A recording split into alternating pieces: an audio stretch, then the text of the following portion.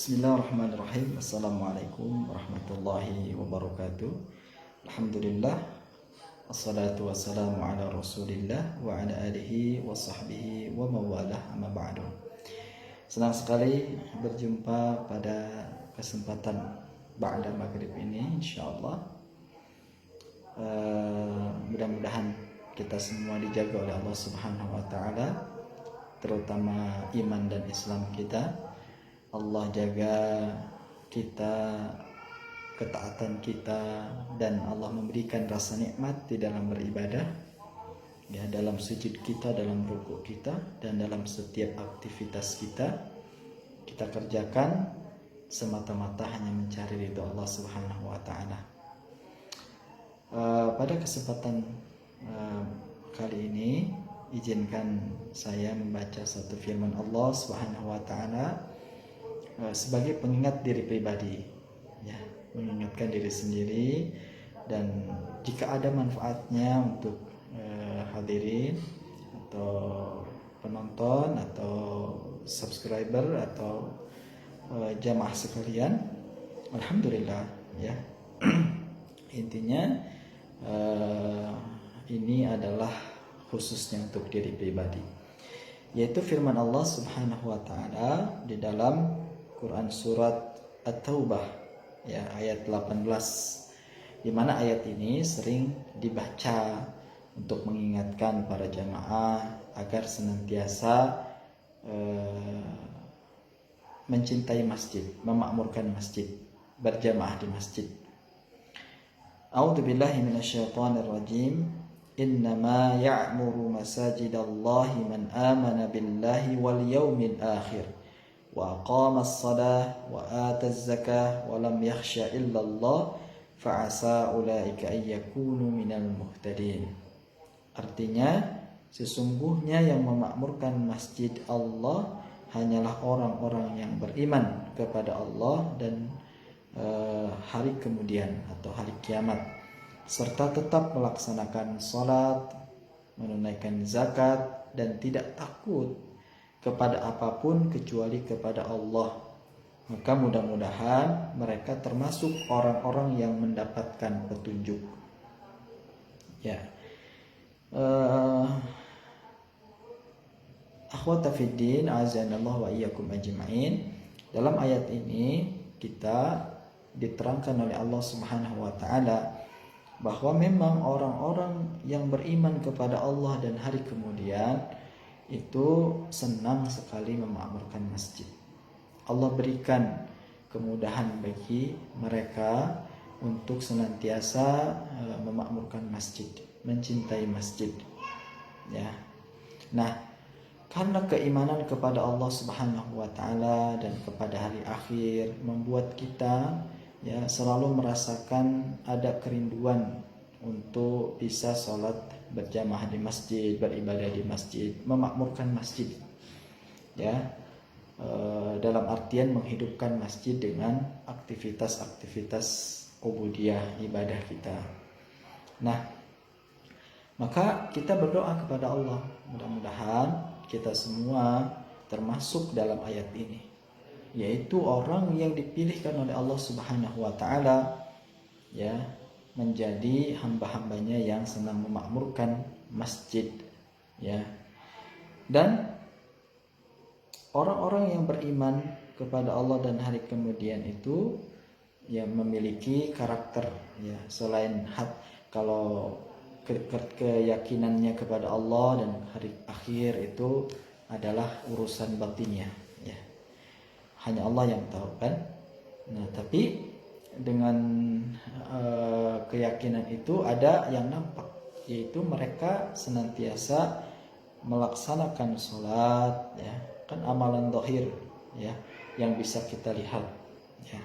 Meskipun urusan diterima atau tidaknya kita kembalikan kepada Allah Subhanahu wa taala, tapi minimal kita mengetahui, oh, si fulan adalah orang yang menegakkan sholat, kemudian dia juga menunaikan zakat, ya. Jadi sepaket mendirikan sholat, menunaikan zakat, dan yang lebih hebat, ia tidak takut kepada apapun kecuali kepada Allah. Nah memang yang kita rasakan begitu ya, ada keberkahan yang luar biasa manakala kita senang di masjid. Ada keberkahan yang luar biasa manakala kita menghidupkan ibadah kita di masjid. Ya, salah satunya tidak ada kekhawatiran, ketakutan dalam diri kita. Ya. Kenapa? Karena yang dia takuti hanyalah Allah. Nah, ketakutan kepada Allah itu berbeda dengan takut kepada makhluk.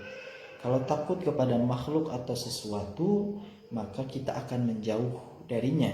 Tapi kalau kita takut kepada Allah, maka kita akan mendekat kepadanya. Ya, maka kita harus berlatih, ya, membuat diri kita senantiasa takut kepada Allah. Takut Allah tinggalkan, takut Allah adab, takut Allah peringatkan. Karena Allah Maha Kuasa atas segala sesuatu. Maka orang yang beriman kepada Allah dan hari akhir, ya, insya Allah juga ada perasaan dalam dirinya atau anugerah yang Allah berikan, yaitu tidak ada rasa takut kecuali kepada Allah. Kemudian dengan perilaku-perilaku itu mudah-mudahan mereka termasuk orang-orang yang mendapatkan petunjuk hidayah, ya. Rasulullah SAW itu mengajarkan doa, yaitu Allahumma inna nas'alukal huda wat tuqa wal afafa wal ghina. Ya, jadi Rasulullah mengajarkan kita agar kita senantiasa meminta hidayah. Ya.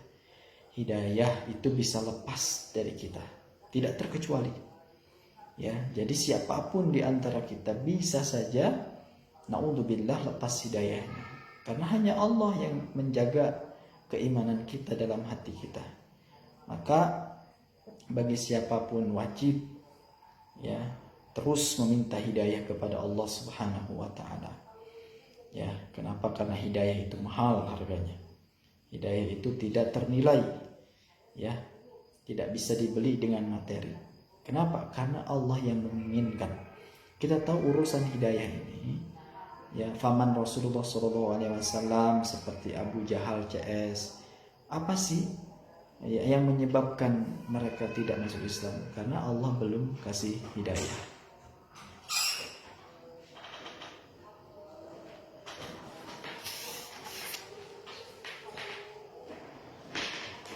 Kemudian karena hidayah itu begitu sangat berharga, dan oleh karena itu kita minta, maka kita pun menjaga hidayah itu agar senantiasa kita terus nikmati.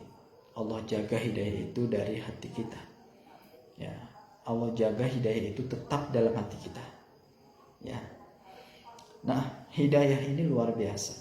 Ya, hidayah ini luar biasa.